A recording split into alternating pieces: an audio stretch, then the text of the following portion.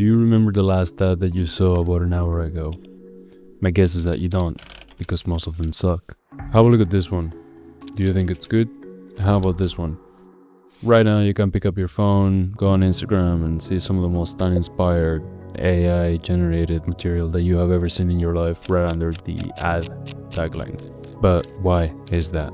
Because the marketing industry is huge. It has over $800 million in size, thousands of very smart people trying to figure out every day a singular thing, which is how do we make sure that you buy something?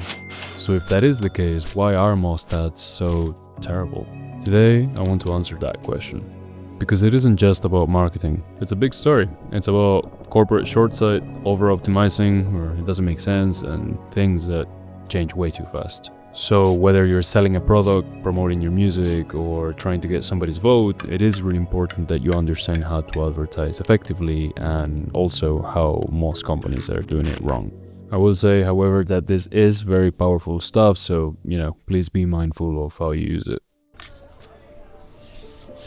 So, to be able to understand where advertising is today, we need to go back to the origins of modern advertising. So up until the 20th century, most ads use what you call a hard sell. A hard sell is where you essentially say exactly what the product is, what the product does, and how much it costs. This was intuitive and it worked for a long time. When the 1900s came around, however, they brought with them a lot of changes. 2 world wars, new communication technology, and a shift in people's purchasing power. Looking at the US specifically, this meant that people now could and wanted to buy more things. It also meant that television replaced the radio as a means of mass communication, and finally, marketing budgets grew by a lot. And it was during this time that 2 ideas start becoming a lot more popular, them being performance analysis and the soft sell.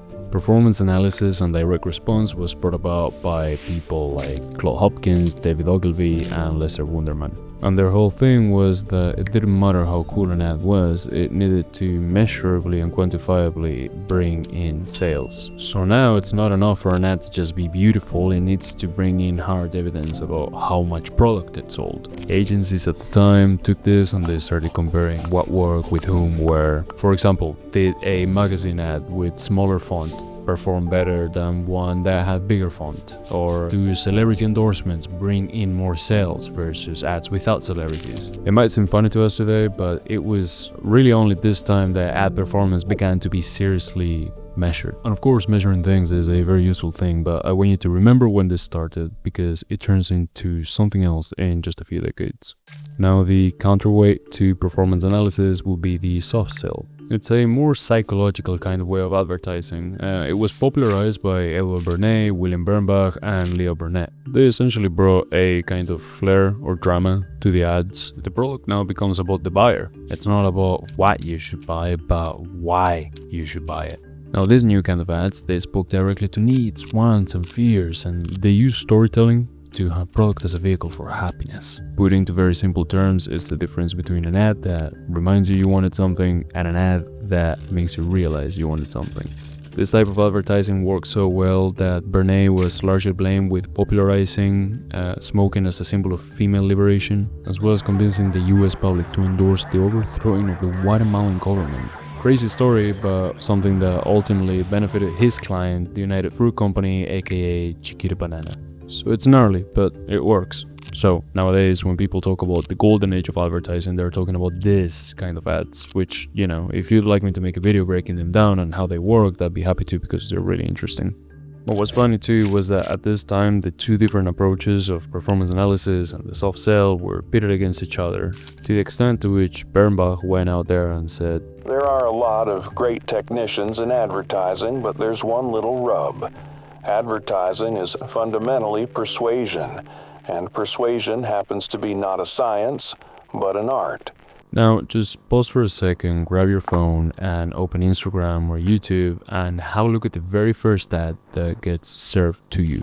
Now, give it a rating. Does it speak to your fears, your dreams, your needs? Does it, make you want to buy something? It probably does not, right? So clearly we're not at a point where the science nor the craft of advertising has become very effective, or at least not ubiquitously so.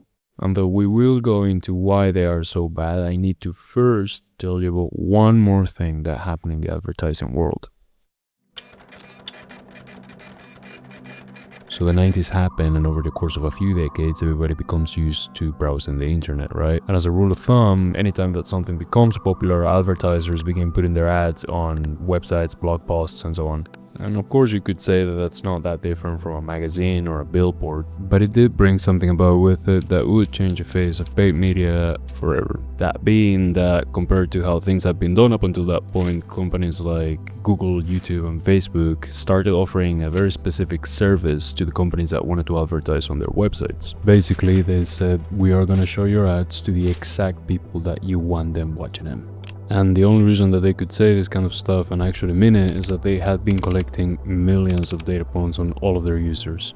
They knew things like their age, their income, hobbies, location, interests, friends, family. Basically everything that a marketer needs in order to be able to sell them something. In simple terms, this means that if you were selling dog food, Facebook was going to put your ads in front of middle-class dog owners without them having to search for it in the first place. And on top of that, you could also measure everything about the way that your ad performed. How long did people watch for? How many people clicked? Which one of my ads brought in the most direct sales to my business? At this point, performance marketing becomes very powerful. And so when agencies begin discovering this stuff, they start embracing it more and more across multiple platforms, up until the point that nowadays digital accounts for over 60% of the total marketing spend.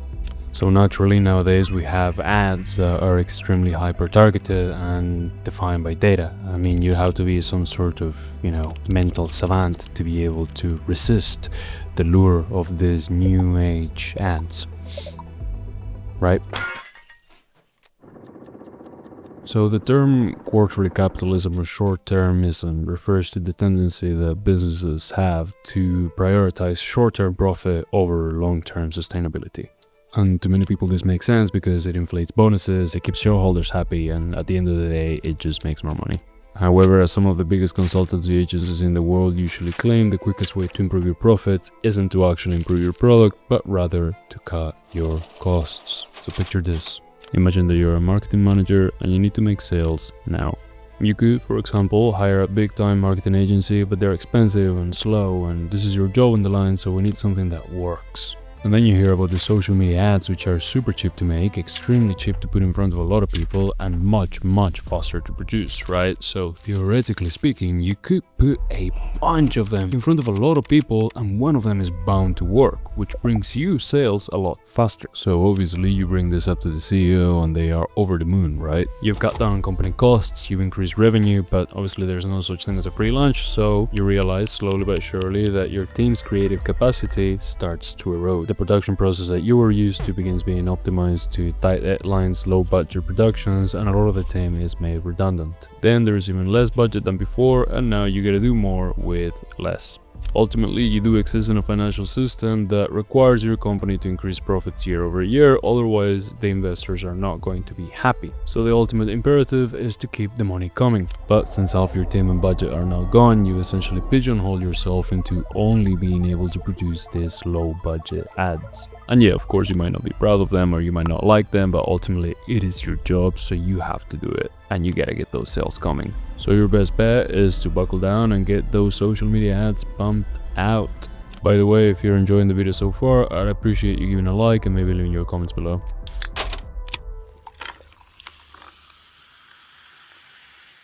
So, why do ads suck today? You have probably figured out that the reason advertising today pales in comparison to what used to be the norm is a result of budget cuts, short-term strategy, and extreme streamlining. The more creative and carefully crafted ads that define the industry in decades prior tend to be way too expensive for small and medium-sized businesses, and that makes sense. They can cost up to hundreds of thousands of dollars. But the keenest of you might have also realized that this isn't something that only happens in marketing. Across a lot of different industries, we see mass layoffs, budget cuts, and a general decrease in product quality. As bad as advertising might be, it is simply a symptom of the current economical landscape and corporate mentality. On the bright side, however, if you are someone that's trying to sell something or market something, then you can stand out easily by following a few guiding principles. Now, in all my years working in marketing, I've noticed a pattern. And it goes like, oftentimes the ads that do best are the ones that stand out the most to the right people. And you may say, well, yeah, duh, but you need to understand that standing out doesn't mean being the loudest or the wildest in the room. The ads that get the most views, the ones that get the most sales, and the ones that are the cheapest to make usually operate on the same three pillars. So you need to remember that in a sea of AI low quality slop, most people have developed severe ad blindness. This is actually your advantage over bigger companies with bigger budgets. You have to present yourself differently. You can actually take the time to think of cooler ideas and execute them even if it's not to perfection. This is what ultimately helped brands like Dollar Shave Club, Liquid Death, and Purple Mattress get on the map as quickly as they did. These low-budget productions work so well for these companies because the execution and the concept stands out so much by pure merit of its creativity. It's because it makes people stop and say, wait, that's not like the rest of the stuff I see every day, what is it? And once you've hooked your audience, most of your work is done. Now the question is, how do we come up with unique ideas? In his book, Hey Whipple Squeeze This, Luke Sullivan says, "We'll slowly and methodically crank out 100 workable lines. 100 lines that range from decent to hey not bad to whoa that rocks. Quality comes out of quantity." In other words, write a lot. Now, standing out is not enough. You need to be able to stand out to the right people. Imagine that, for example, you're trying to promote your new book about wilderness survival. You could, for example, get a lot of views by doing bike stunts in front of the camera, but it's unlikely that those views will convert to actual sales because you're not advertising to wilderness enthusiasts, you're advertising to extreme sports people. What you do need to do instead is communicate as soon as possible what your product is about. That way, those who do stay and watch are also the likeliest to make a purchase. But naturally, you'd ask, how do you do that? This is actually a common mistake that a lot of teams tend to get wrong. If we are to believe Meta, most people scroll past the video in 3 seconds. This means that for the majority of people, if you don't say or show them something that's interesting to them, they are going to leave. In my personal experience, the way that you do this is by telling them exactly why they should care. Not by being mysterious or beating around the bush, but by being direct. The way that you do this is through the insight of understanding what it is that is pertinent to their situation. Ask them a question, show them something interesting to them, not to you. I know that it may sound like impatience, but in reality, most people get this wrong because they think that viewers are going to stay until they do some sort of big reveal about their product. And the reality is that the majority of the time, nobody really cares about what your big reveal is. So, summarize, don't waste people's time, be upfront and be honest, and if what you're selling is decent, then you're gonna get sales. And once you've done all these things, you just have to rinse and repeat. Carry out a test, carry out another and another until one of them clicks, and eventually you'll figure out what it is that your audience likes seeing, and you can go from there. The world of advertisement is not going to be getting better anytime soon. That is fine. What we do is not that important, but you can take advantage of this. Hopefully by now you feel a little bit more confident about what it is that you've got to offer to the world and how you're going to present it to it. But I remind you that this does work quite well, so I urge you to be mindful and ethical about how you use this info. Cool work usually shines through, and we can see it in gaming, in film, and in marketing. So giving it your very best is a lot of the times actually worth it. But if you feel like you're not quite there or you're a part of the industry and you just want to get better, I would recommend subscribing to my newsletter, where I will be sharing very seldom some useful insights that I think you could apply to your own marketing. I do think that if you have found this video useful, you're gonna find that newsletter extremely helpful as well. And before you go on to watch the next video, I want to leave you with a quote from Leo Burnett. When you reach for the stars, you might not quite get one, but you won't come up with a handful of mud either.